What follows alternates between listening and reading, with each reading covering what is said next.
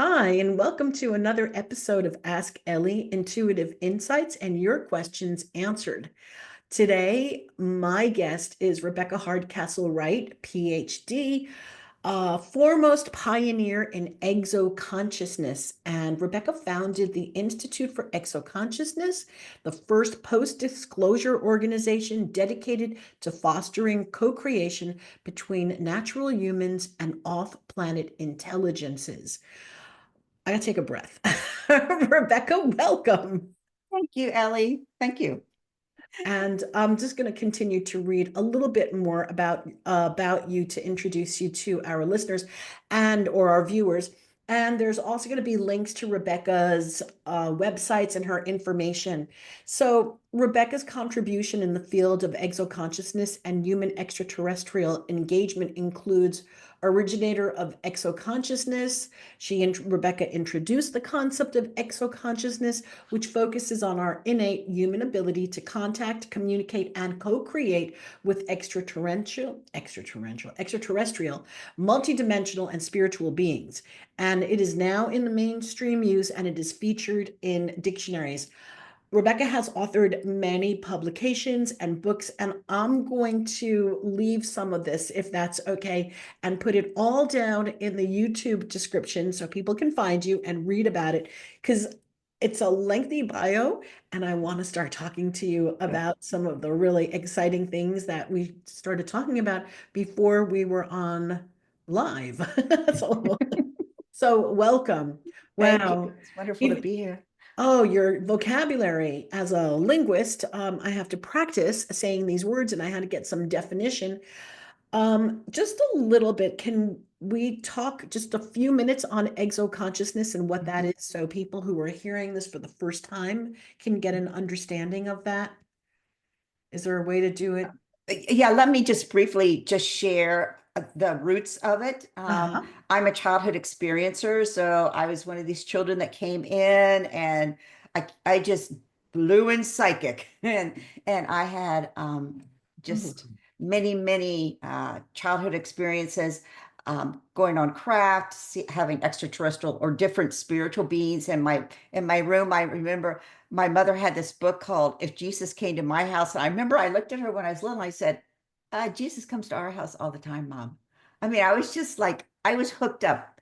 But I not only had this extraterrestrial spiritual dimension, and I have a Master of Divinity degree in philosophical theology.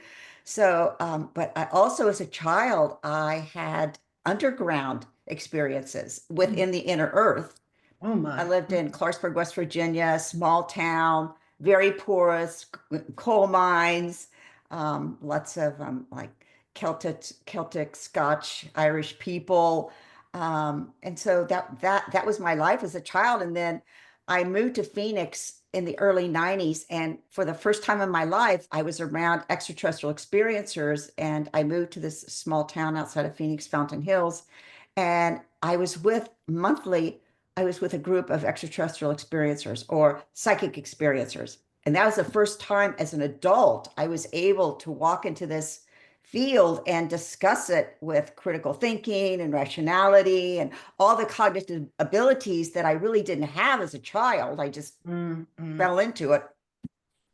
And so I was reading and researching and just loving the fact that all the pieces I'd been trying to put together for so many years of my life, that in adulthood, they were now starting to come together. And so one morning, I was a single mom and I had three kids. We had to get up, go to work, pack lunches, all of that. And my radio alarm went off. Remember, there's radio alarms and you could hit the button Yeah. and sleep for five Yes. Yes. minutes Yes. once before it starts screaming at you. And my head hit the pillow. This is around 2005.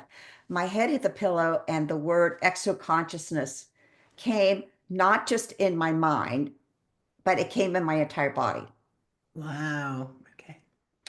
which is a very religious thing. The whole embodiment of something is very spiritual, very religious. And so I knew at that point, I actually lived in Phoenix during the time of the Phoenix Lights. And I Oh, knew all these craft researchers and like, I never saw the Phoenix Lights. Nobody ever called me. I didn't feel drawn to it. And I knew then, I'm like, what's going on? But then I thought, oh, no, I'm not supposed to be a craft researcher, because I would have become a craft researcher. I see. Trust me, had I witnessed that, I would have become a craft researcher. And instead, I became a consciousness researcher. Wow. And then it grew from there, and I started working in the consciousness field. I worked with Dr. Edgar Mitchell for about 6 years in Washington, D.C. And Mm, that's when I really got into exotic technologies and integrating consciousness with technology. And um, so that was quite a ride too. That was interesting. Not wow. only Washington, D.C., but working with Dr. Mitchell and Right, of course. Hmm. just learning more about consciousness and these inventors. And so I went on from working with him after he got sick and then passed away to found the Institute for Exoconsciousness. Right, right. And those links are going to be below in our Right. podcast. Oh, Rebecca, what a journey, huh? What an absolute journey. And one of the reasons that I know Karen and I had you on the Metaphysical Frontier Summit, and you spoke a lot about exoconsciousness on that in that video. And what brought me to reach out to you today was really the articles that you've been writing about psionics and children, and Yeah. the word psionics. And can we talk a little bit about what is psionics and the concerns that you've expressed about the term psionics replacing psychic abilities? Can we go there today? Sure. Okay. Psionics is not a new term, but it's a term that was sort of hidden, I guess you would say, because it wasn't in the vernacular, in the common vernacular at all. Um, but it was used the first time I can track is back in the 30s with a man that was a science fiction writer. His name's John W. Campbell. Yeah, He had yeah. an interesting life. Mm-hmm. Um, Yeah, check and them he, out. Mm-hmm. uh, poor thing. Anyway, so he first started using the word psionics, and then I think what happened was, oh, I'm just going to lay it out there. So I've been in this field for 20 some years, several decades actually. In 2017, Intel came into ufology in a more forceful way than ever before. I mean, it had always been kind of on the outskirts, and certain people would come and go, but that was the first time that it really came in full force with To the Stars initiatives, Chris Mellon, Tom DeLonge, and now Lou Elizondo and David Grush. Mm. And this push began uh, using new terms. So in 2017, we in the field had always said UFOs, unidentified flying objects. All of a sudden, you weren't cool if you used that word. You had to Mm-hmm. switch the Mm-hmm. word, and now you had to say UAP, Yes. Mm-hmm. unidentified aerial phenomenon. And they acted like it was really this big redefinition when, quite frankly, it wasn't at Right. all. Um, and then they also began to switch words that we would always talk about: extraterrestrials, multidimensional, spiritual beings. And all of a sudden, it's NHI, non-human intelligence. But if you walk up to the common person on the street and say NHI, they're like, huh? NHI? That's not a word. That's a If you say government ET, that's a organization, right? government word. Yeah, it's like a three-letter. It's like extraterrestrials have become a three-letter agency, which is exactly what's happening. Mhm, mhm, mhm. CIA, NHI. Right, right. Yeah, here we switch again. And so I I was really not surprised, because I felt like um, the CIA intelligence military op that began in 2017 was really losing traction, that they kept making all this congressional promises and they were going to bring out all this secret information that many of us, if we've read into the literature, we already know what they are going to act like was brand new because we've already read it. Mm-hmm. These craft sightings, we've already seen those, Mm-hmm. sometimes decades prior to them bringing it out. And so they really began losing traction with I guess, with the common uh, people that were experiencers or interested in the field. And then Trump came in and gutted USAID, which was a CIA cutout, which was really went to the heart of a lot of their funding. Mm-hmm. And I think we've yet to see how that's going to impact the CIA venture into ufology, but I'm sure it will. And I'm sure it's on its way. And so, Mm-hmm. what do you do when you know that you're going to hit that brick wall? You pivot. And psionics became the pivot. So, here we have another new word. So, UAP, NHI, and psionics. Um, and so, psionics is, if you look up the definition, it's the applying electronic, primarily engineering to paranormal experiences. So ESP, remote viewing, telepathy, kinesiology, all of those psychic abilities. It's applying engineering, specifically perhaps electronics, but I think it's bigger than electronics to psychic ability. So now we're going to talk about a natural human innate. So exoconsciousness is the innate ability to connect, communicate, and co-create. So now we're talking about the natural ability, and now we're going to overlay it with psionics, which is an engineered framework to talk about psychic abilities. Mm-hmm. So that's my two Yeah. seconds on what I think is going on. Yeah, and you're not, obviously you're not the only person that's coming out and saying this. Number of researchers that I know, and also a number of remote viewers that I know have been seeing this phenomena and have been reporting it. And again, when they do report it and they do post it somewhere, where does it go? Who sees it? Who believes it? And right. Shadow banning. Yeah. But whew, this this is such a loaded topic now, especially with all of the information that's coming out now more and more about the psychic realm. Okay. So, I've been example, this is not about me, but I've been working with the psychic development of children Mhm. for decades. And you can't teach someone how to be psychic. Okay. It's not like, okay, even though I even use the word, okay, teach your kid how to be psychic, but that's not Mhm. really the truth. Okay. We are all, this, we're all psychic. We have this ability and we learn to use it or we lose it through these windows of opportunities.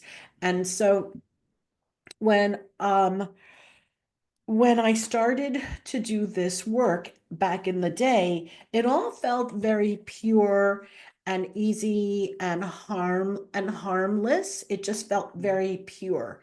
And I have to share with you, this is the first time that I'm saying it. It's almost as if now I'm frightened to continue going down this path of the research with bringing this to the forefront. It's almost like saying, okay, I don't want to open up or unleash a Pandora box of what is possible because it will be infiltrated by things Mhm. that are not um natural to, is that the right word? They're not Mhm. natural. Mhm. And so it's just been giving me a lot of concern. So I'm still teaching, not teaching, I'm still offering to people who come with the very pure, simple way of wanting to do this without adding extra technology to the mix.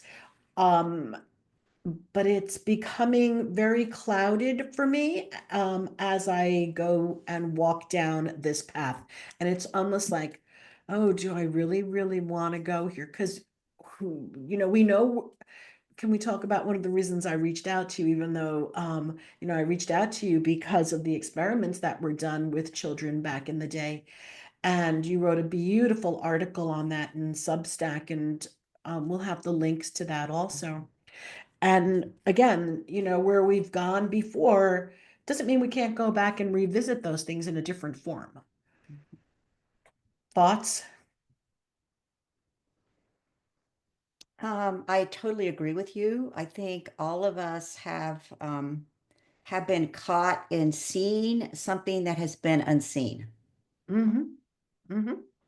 And now we're in the process of focusing our eyesight to what is being seen, what groups of us are seeing. I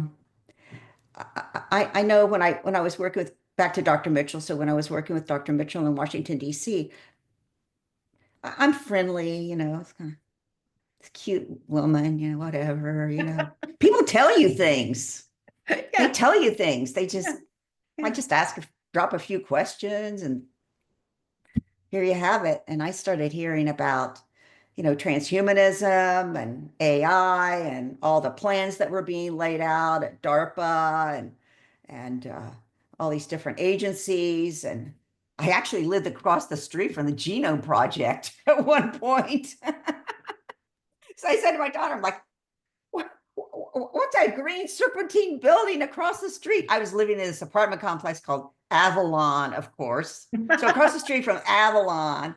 And she goes, "Oh, that's the Genome Project." And then I went, "Okay, black hole here. I'm down this." And just learning about the different Bush brought in the brain initiatives and in 2000, and then Obama and with along with the Genome Project, and then Obama had the Obama Brain Initiative, and he really used what the Genome Project was doing. But I started to feel deep inside of me that there was an artificial world being overlaid the natural world, and that artificial humans were going to be part of it. And that's actually when I'm a mom, and we have a lot of kids, and I was just sickened by what I was learning. I mean, I kept asking questions and kept getting information, but I was getting just sickened by it. And actually, this is a great story. So actually, Kevin Briggs, who's a medium, he channels the Council of Eight. My Mm-hmm. husband and I had decided to leave DC, but I wasn't really talking about it. We were looking around where to go next. And Kevin Briggs walks outside his house. I didn't even know Kevin. There's this double rainbow. Edgar Mitchell comes out of the rainbow and says, "Kevin, get a hold of Rebecca and tell her that she needs to leave DC because she's going to get sick." Wow. And so Kevin contacted Kathleen Martin, and we left DC just a few months after that. But now, he's a member of our Oh. exoconscious group. But yeah, we're all being taken care of on these levels that we didn't see before, but now we're seeing. So there's this thing of we're seeing artificial reality, but we're also seeing the unseen spiritual and exoconscious reality that's coming in and play with our life right now. Mm-hmm. Mm-hmm. So I think that's maybe what you're feeling. I just back up a second. And so transhumanism is the belief that humans need artificial extensions or technological extensions in their body or around their body in order to advance to a higher level of evolution. That's Mm-hmm. transhumanism. Mm-hmm. Right. Thank you for that. And again, we can get into a discussion as to, oh, sure, in certain cases, for certain people, this could be wonderful, Yeah. and et cetera, et cetera. And yet we also do know that if we were to work on really using what is possible within us, having the language, having the knowledge to use that, the old physician heal thyself. We can heal our own bodies. We can do all of these things if we were taught what the body is capable of, if we were given that information and taught it and trusted it and believed that something like that is even possible. Yeah, so that it just opens up so much. I recently saw a video, very, very interesting video, and I just don't want to mess it up, but it was an explanation. And this gets into the transhumanism, it gets into the reality that the artificial reality, how everything the host of this video that I was watching said that in it was 1999 when something shifted. And that's why all of the 2000s so far, 2000 and, like the 80s were dynamic, the 90s were dynamic. And then we hit 2000 and everything feels the same. Every day blends into another day of Groundhog Day, okay? And that's why people are saying, oh, time is speeding up, this, da. And then he was talking, he said, time is not speeding up. It's really the fact that we're in a loop. We are in an artificial loop. And only some people are beginning to see that we're in the loop. And what do you think about all of that? Well, the loop that you're referring to is cybernetics. Okay, all And right. cybernetics came out of, well, World War I was really a chemical biological experiment. So we Okay. put these men down in these trenches and we spray them with chemicals and we see how they react. That's where all of the trauma theories came out of. The major 20th century trauma theories came out of World War I. And out of World War I, then birthed the Tavistock Institute in the UK in order to for psychologists and sociologists and researchers to look into what causes trauma. But what it really grew into is how do we use trauma to actually control human behavior? Mm. So the behaviors took it over. And it went from there to the Macy conferences here in America, which Margaret Mead, Gregory Bateson, a lot of different people were involved in that. And that was a furtherance of cybernetics. It was a furtherance of how do we put people in an engineered psionics, an engineered closed loop so that their information, remember we used to say, oh, you're being siloed on social media when, you kind of thought, oh, my silo, I can get out of my silo. Well, no, you're in such a vast network now that the silo just pales in comparison with it. I think one of the best thinkers in this is a man named David A. Hughes. He's with Oxford University. He'd be a great person to have on your podcast. I have to do homework first. Yeah, he calls it the omni-war. So he has an omni-war hypothesis that this artificial reality, which really is technocracy. So technocracy is an economic system. Okay, it's not a social system, it's not a political system, it's an Mhm. economic system to control humans in this cybernetic closed loop. And the thinker of that is Patrick Wood here in Phoenix is really the one that went back and researched. It came out of the late 1800s, but really kicked off in around the 30s at Columbia University.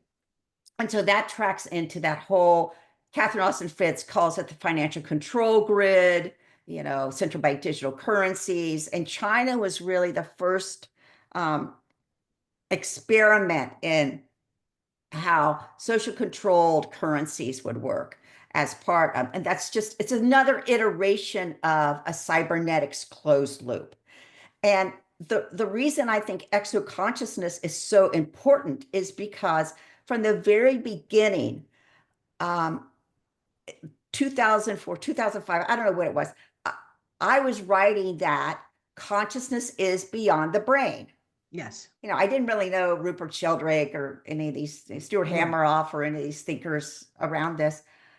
But we have to get to, so referring back again to the brain initiatives with Bush and Obama. That's very brain centric. That's a closed loop. Okay, that's a cybernetics closed loop. You're going to Mhm. artificially invade the brain, not with neural implants, but with injectables Okay. that are Mhm. nanoparticles that Yes. self-assemble Yes. and go beyond the blood-brain barrier, and then hook you up to this vast, actually global network Hmm. of humans. Hmm. And if we don't have exoconsciousness, I'm not sure of the way out of that. I think nature is a path. Going back to nature is a path, but I Hmm. think in terms of a path that's really on par, I would say, with transhumanism That's exoconsciousness, because we're not only we're always going beyond the brain. We're always going out into this vast field of consciousness, extraterrestrials, multidimensional, spiritual beings, and learning how that field operates, how we are been operating in that field Yeah. for the mystery schools, of course, knew all about this, but they weren't going to tell us. Right, But right, yeah, I right. mean, you're absolutely spot on about the closed loop. And the loop is getting denser and denser and denser. And that's what you're feeling. Yeah. And I mean, even when we look at this is so simple, but it might help people who are not conscious or not aware. But you look at the fog that's coming down on us, that is no longer the same kind of fog. We know that fog after a certain amount of time normally lifts. And now we're looking at fog that is dense and that is heavy, that has a particularly odd smell to it. And then we're just oblivious to it and thinking, oh, it's just fog. It's just fog. But anybody who's been around on the planet a little bit longer than the last, 20 years perhaps knows that that fog that we are out there experiencing is not the same kind of fog that we had decades ago. Of course, the rationale is, oh, it's because of the climate change that fog is no longer the same as it was before. Only there's, I'm really sure that if we could grab some of the, but lay people could grab some of that fog and take it to a lab and have that analyzed, they'd be very surprised as to see what is actually in there. But I mean, who's going to go do that, right? So here's some Well, fog and moisture, I think a lot of people are doing that. They've Are just they? been, yeah, they've just been in behind the curtain, as it were. That's what you're talking about is geoengineering, and Yes, that's of course. part of the closed loop. Yeah. Mm-hmm. So Mm-hmm. we're living in what Alana Freeland would call an an artificial atmospheric air ionization environment. So Yeah. the atmosphere is ionized, but not only is the atmosphere ionized, we've been living for 35 years under chemtrails Mm-hmm. that people still don't believe exist. Mm-hmm. Yeah. And oh, So yeah, this is so multifaceted. yes. It's genetic engineering. So it's the vax, it's the injectable nanoparticles, it's all of the mRNA and this Mm-hmm. wide variety of pharmaceuticals. It's social engineering that we were just talking about, how you influence a world of people, a Mm-hmm. world of people. World. Yeah. One of the reasons that USAID was done away with by the Trump administration wasn't because it was a CIA cutout and was doing things that maybe they didn't agree with. They didn't need it anymore. Just like Mm-hmm. that's why Epstein was taken out. They didn't need Jeffrey Epstein to run around and blackmail people. They can blackmail people in 2 seconds now. They Mm-hmm. don't need these frameworks anymore. Yeah. That's how you know how far it's gone. Mm-hmm. The Mm-hmm. things that are removed tell you this is how far it's gone. And then, of course, geoengineering. So, genetic engineering, social engineering, and geoengineering. Those pieces, you really to live today and be a citizen scientist, you have to have those pieces. You have to understand them. Yeah. Wow. Whew. This is heavy stuff, Rebecca. What can we do? What can we do besides help to, well, you're doing it. You're informing people, informing, educating, teaching. What else can we do? Um, I think all of those modalities work. I've been really what I've been focusing on recently is and also just being a citizen scientist. Just learn about these things. If you lived through COVID, you should be a freaking biologist by now. And if you're not, you missed it. And you need to do some homework. I mean, it's just, I mean, if you're not waking up to chemtrails and geoengineering, then you should be you should be an expert in atmospheric phenomenon. We have to become experts in these things. It's And it's not going to be an easy. it's going to be exciting and fun, and we're going to meet all kinds of interesting people, but you have to get in there and dig around and go to the seminars and do your homework and find out what the heck's been going on. Yeah. And what do we do with a large part of the population that still is in denial of the existence of all of this? I really come, so I'll just put it out there. So I come from a religious background. Like I said, I got a master's in divinity. I was a college chaplain for like 15 years. I know all about evangelizing. I can probably write a little booklet on it if I had to. But I really feel that evangelizing and trying to move masses of people, I don't think that's a workable solution today. And so one of the pillars, so exoconsciousness really has four main pillars now. The first is health. Like, we have to get healthy and we have to take responsibility for our health. And that Mm-hmm. means we have to take responsibility for Mm-hmm. brain intrusions, body intrusions, environmental intrusions, all of that. The second thing is peace.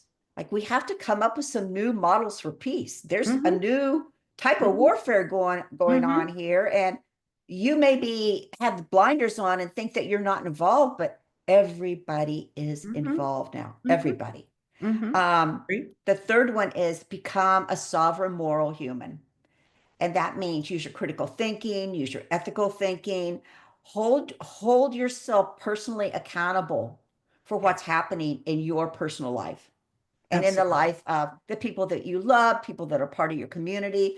And the fourth one is start co-creating. So my my vision and art, which became our vision for the Institute for Exoconsciousness, really centered on this co-creative aspect. So if I'm getting downloads or I'm getting intuitive messages, like someone like you must get amazing intuitive messages. So you get these intuitive messages, you get downloads, you have synchronicities, nature speaks to you, the earth speaks to you, these different frequencies around you speak to you. Go do something with it. Get busy. Go do something with it. Don't just so there's been a tendency in, so I come out of the experiencer community. There's been a tendency in the experiencer community for a long time that I'm just going to talk about my experience because I need to do that because I need to convince people. And the more of us that share of our experience, the more we convince people. I think we are so far beyond that.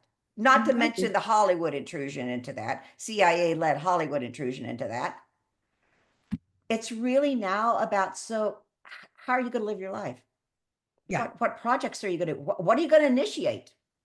Yeah. We gathered a group together. Nancy Duterte was part of it. Linda Martouche. I don't know if you know Linda. I don't know, Linda. Yeah, Hmm. I'll introduce you to Linda because Okay. you know if you're. Um, Susan Manwich.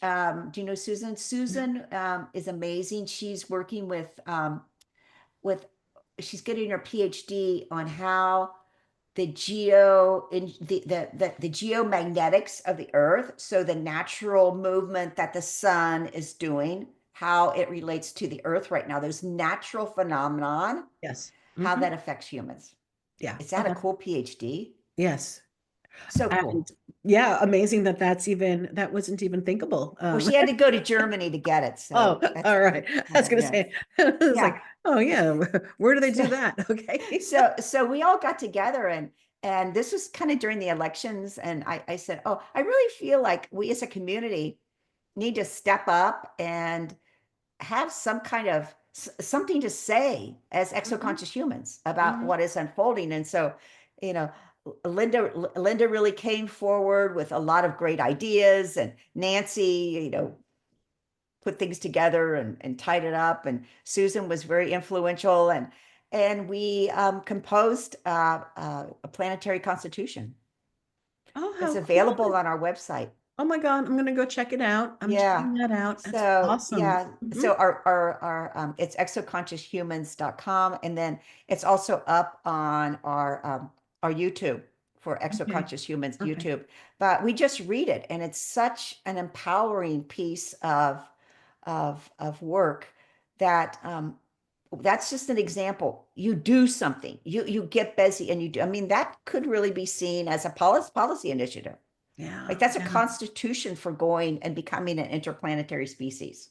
Yeah, I'm going to check that out, especially since I've been working with a lot of, in my private consulting Yeah. program, we're working with becoming planetarians, okay? And what is that definition of a planetarian? Is someone who steps out of their box or the old way of thinking, the old model of communicating and thinking what's possible, and starts to work for the benefit of mankind and the planet. So I must go read the planetary. Yeah. Yeah, Yeah. I've got to read that. Okay. So I mean, a lot of it is about human rights. I think a big issue for us is neural rights. I Oh, think with yeah. the genetic technology that's coming in, you don't like to say these things, but who owns your brain? Who owns what you put inside of your body that's now in your brain? Like who Yeah. owns that? Who owns what are the neural rights around that? And that's a fascinating and extremely important discussion to have. Yeah. Yeah. Yeah. And of course, this just opens up another vein of, like, whoa, all right, neuro rights, who owns our thinking? Okay, well, Yeah. to what do we do next? What do we avoid? Where do we go for social media? Where do we go for our news? Who owns this? What's being to us? Okay, Yeah. so yeah. Oh, interesting. I can go on and on and on. And I think that we have just like packed a lot of information Yeah. into this, I don't know, 30, 40 minutes. And I'm at my threshold where it Okay. is like I gotta go look up all of these things. I've got to go sit with this. I've got to go learn about more of this before I can continue to absorb more. Yeah. I get it. It's like, oh, this is a lot. Oh, Rebecca, this has been But absolutely well, thank you. But I fascinating. also think that you kind of hit a knowledge threshold. I'm sure you know this, but you do hit a knowledge threshold where this seems new to you initially, and then you get into it and you're like, oh, I knew that. Yeah. Well, yes, yes. Only there are things here that perhaps it's the language, yes. Okay, because Yes. I am following, I do Mhm. follow geoengineering. I do follow nanotechnology. I'm aware of the social media influences, and they're even aware of, as you were saying about being psychic, there's a lot of other stuff going on. And even though I don't have proof that it exists. Okay, I don't have proof. I just know that um, I'm feeling it, I'm experiencing it, and even though I can't prove any of it, I'm just going to continue to say that this exists. All right. And I'm not going to go into it right now. Well, But I think the proof really is your life's work. That's the Mhm, proof. yeah. Yeah. Oh, Rebecca, how about we end today for this session? And Okay. I'm going to send all of your links. I'm going to put them Thank all you. down and direct people to your website. And I look forward to speaking with you again, Oh, I'd especially love it. after, if you're okay with doing an interview also or podcast for Mhm. me, especially after you've published part 4 of the psionics with Yeah. children. Okay, that's going to be super fascinating, as is all of your work. So I Oh, encourage thank you. everyone listening and watching to go follow Rebecca's work, learn as much as you can, Thank you. become proactive. Thank you so Thank much you. for being here Thank today. you.